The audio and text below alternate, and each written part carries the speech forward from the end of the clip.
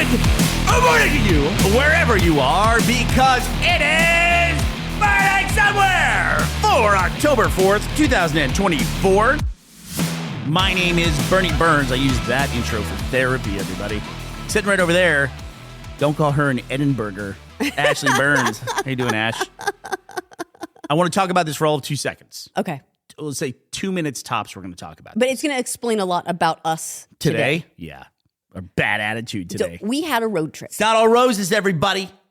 It's not all good times. Sometimes in marriage, there's rough stuff. Sometimes you go on a road trip. I shouldn't say marriage. You're great. No. You're Look, remember, this is the age-old rule, Bernie. We are not the enemy. We're the same team. The children are the enemy. Oh, yeah, that's okay. Yes. The children are the enemy. So we had a road trip.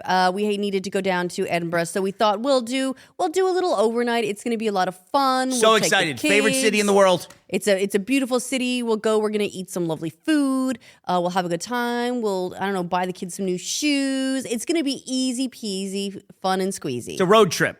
It's a road trip. What could go wrong? It's 90 miles away-ish. So in Scotland, that's 3 hours on the road? Because I miss a mile a minute, Ashley. I miss the interstate system. Well, here's the thing, Bernie. Technically speaking, the speed limit here in a lot of places is 60 miles per hour. You do get to go a mile a minute.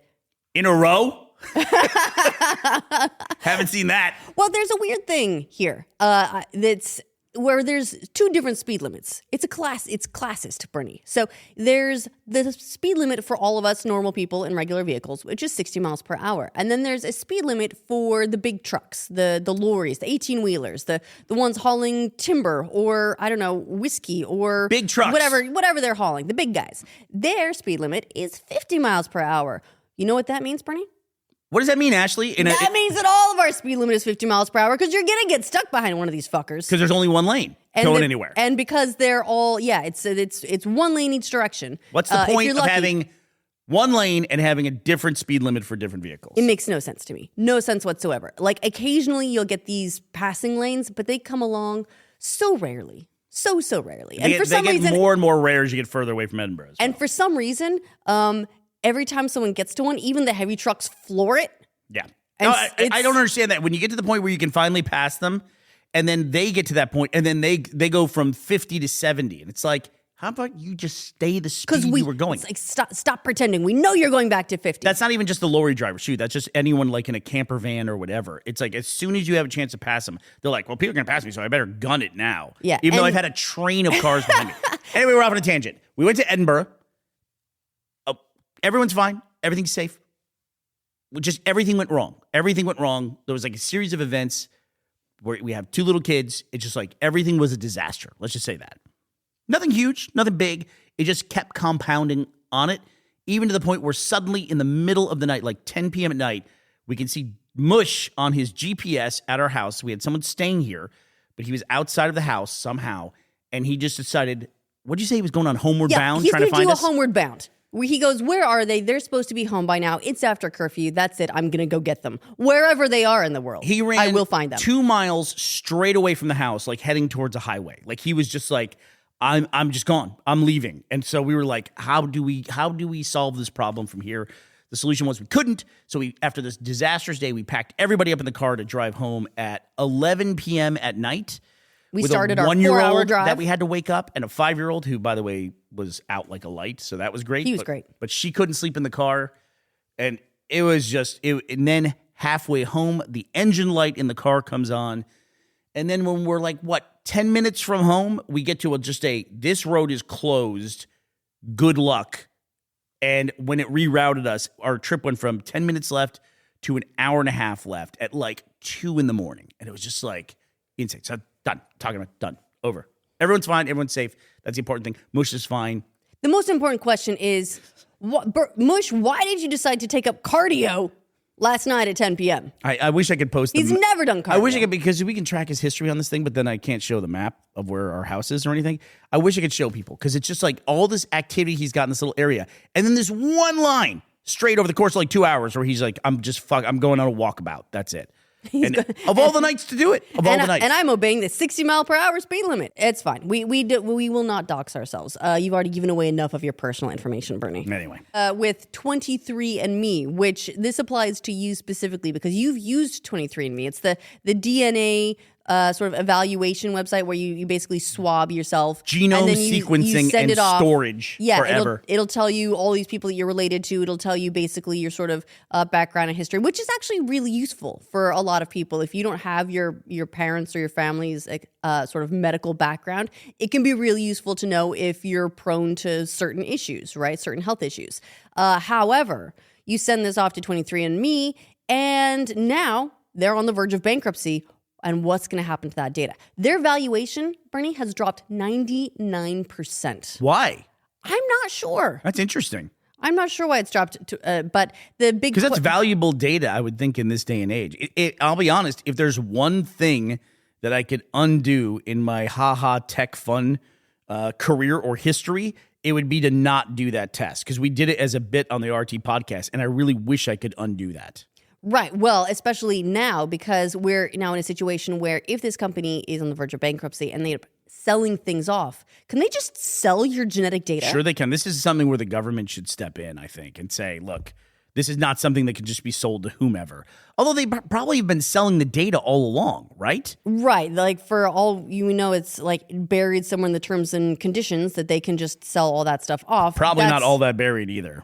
Yeah, it's probably like right in there, like item 1A. Speaking of which, did you hear, like going back to the Disney thing where the people couldn't sue Disney because they watched a Disney Plus show? A couple was in an accident in an Uber, but they can't sue Uber because they had an Uber Eats order and they agreed to arbitration when they had an Uber Eats order previously in their history. That's a bold strategy, Cotton. Let's see how it plays out. Never I feel like stops. At the moment, they'd probably do best to, like Disney, waive the arbitration and say go ahead, because this did not go well for Disney from a PR standpoint, and I don't think Uber needs any more bad press. I don't think Uber cares. Honestly, have you ever seen Uber react to anything at all? They're just like, okay, cool. You're upset about that? Awesome. Good for you. We're going to keep going. Walk it off, buddy. I guess not. And they've also in the past been like, okay, yeah, sure. We're just not in a city. Yeah. All right. Have fun with that, guys. Cool. Would you like a ride to the tissue store? We can help you with that. Yeah, there's interestingly in Aberdeen, a city in the UK that's near us, there's no Uber. I don't know. No. I can't remember why. If it was a taxi lobbying thing or what, but for some reason there is no Uber. And so you have to get on the internet and you have to go and you have to find a taxi and you have to call or book a taxi via their website. It's a very different. It's like stepping back in time because we used to do this. Right? There's no apps or anything for the taxis. There used to not be an Uber. Yeah. And so we used to, if you needed to get somewhere, you'd have to call a taxi or flag a taxi. So what I'm hoping is that the government just steps in at some point and says, look, these arbitration clauses are just ridiculous. These blanket things. Some people in our subreddit were actually analyzing it and saying, like, why does the person who demands arbitration also get to choose the arbitrator? It's like being able to choose your own judge and jury, essentially. Yeah, it seems a little bit rigged is perhaps a strong word, but rigged. Yeah, and it's same thing with the DNA data. I just hope the government just steps in and goes, look, this was not something that anyone realized was as important as it was when this company started to collect it. But then this company going bankrupt and basically going like the packages in the wild suddenly, the government should step in and do something about that. I agree. I mean, I would like to see that also on a more wholesale basis, not just that, but I think that if a company goes under, I feel like a lot of the sort of like terms and conditions of user data collection and selling and all like that should honestly go out the window because that's a complete okay, go ahead and sell my data to whatever on a single basis, but don't sell us all as a package deal. That's not cool. I should look this up. Do you remember? I didn't know you. I guess I didn't know you then, but I turned down a thing where Richard Garriott, the guy behind Ultima, he's the castle guy, right? He was doing this thing where I think he sold that Britannia Manor in Austin. He had like a replica of the Globe Theater in what was very valuable real estate in Austin. But I got contacted by his office because he was doing something where he was going to the ISS and he wanted to do swabs so that he could do genome sequencing of people and put it in like an SD card that was in the ISS and would live there forever. Do you want to get cloned by aliens? Because that's how you get cloned by aliens. It does seem like that, right? Like it's one of those things like, I don't know how that would go wrong, but I have to recognize the limits of my own imagination of how that could be used badly. And I wouldn't want some like cloned version of myself to be subjected to something that I can't even imagine. So I ended up saying no to that. Oh, here it is. Immortality Drive. It's on Wikipedia. We'll link the Immortality Drive Wikipedia, but I ended up turning that down because I just didn't want to do it. Honestly, even that name, Immortality Drive, even that sounds pretty dark. Yeah, right? Immortality is one of those things where it's kind of like, I could have passed up on something really amazing, There's a positive to it, but I just couldn't think of all the ways that could go wrong, so I said no to that. I wonder how your clones would be on a road trip. They would be terrible. If they were on the ISS, they'd at least be able to warn me about road closures and things like that. But it is the thing, though, is like you can't always imagine what technology is going to advance to. And I feel like there should be some sort of limits on the agreements that you make based on what technology is available. Like, when does that become null and void because it's changed too much? Well, it's interesting you say that because one of the groups that's been pushing a lot of the regulation for climate change and technology, even things as small as like USB-C, is the EU. But now there's been this turn where the president of France, Emmanuel Macron, saying actually in a panel recently, he said the EU could die. We are on a verge of a very important moment. Our formal model is over. We are over-regulating and under-investing. In the 2 to 3 years to come, if we follow our classical agenda, we will be out of the market. And this has actually been illustrated because they tried to push for this really heavy, aggressive anti-deforestation plan, like they're trying to curb deforestation. And basically all the countries involved this week are just like, we just can't do it. There's no way we can do this. We're moving ahead. It is kind of a tricky thing where it has as much power as everyone agrees that it has. Yeah. On the other hand, I would say that so far, the UK and Brexit have been fairly good illustration to a lot of people currently in the EU why it's good to stay in the EU. Well, Macron is saying it could go away. Like the EU might not be a thing in the future, which it's hard to imagine. Well, I mean, maybe, but I agree. I just don't see it happening anytime soon because it is still powerful. It is still doing a lot of good. And I think that the union of countries, all sort of moving in the same direction, has gotten a lot done. Yes, maybe they're having trouble with the deforestation, which is understandable, and that can be frustrating, but I don't think that's like the signal of the end. They are getting a lot of good things done for a lot of consumers, for a lot of privacy protections. They're the ones pushing really hard on AI protection. There's a lot of things that they are... Eye protection? AI protection. AI protection. Also probably eye protection. It's all their fault. All those eyes protected.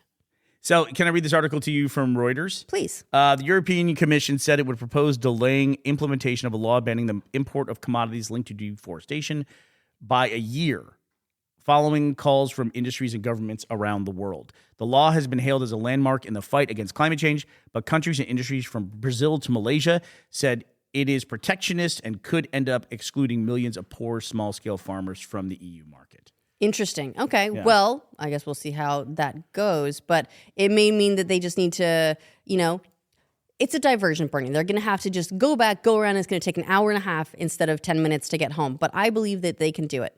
Hold on. We have an interruption here. This is our bright little ray of Breaking sunshine. news. Come on in here, Finn. Breaking What do you got news. here?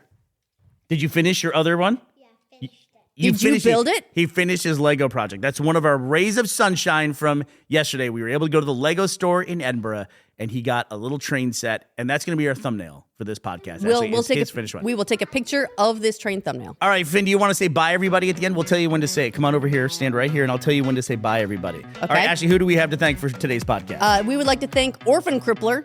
That's their username. They Finn, don't actually don't cripple listen to any of orphans. this. These people are crazy on the internet, Finn. Don't listen to them. And Joan Alonso, thank you both for sponsoring this episode of our show at patreon.com/morningsomewhere. All right, well, that does it for us. October 4th, we will be back to talk to you on Monday. We hope you'll be here as well.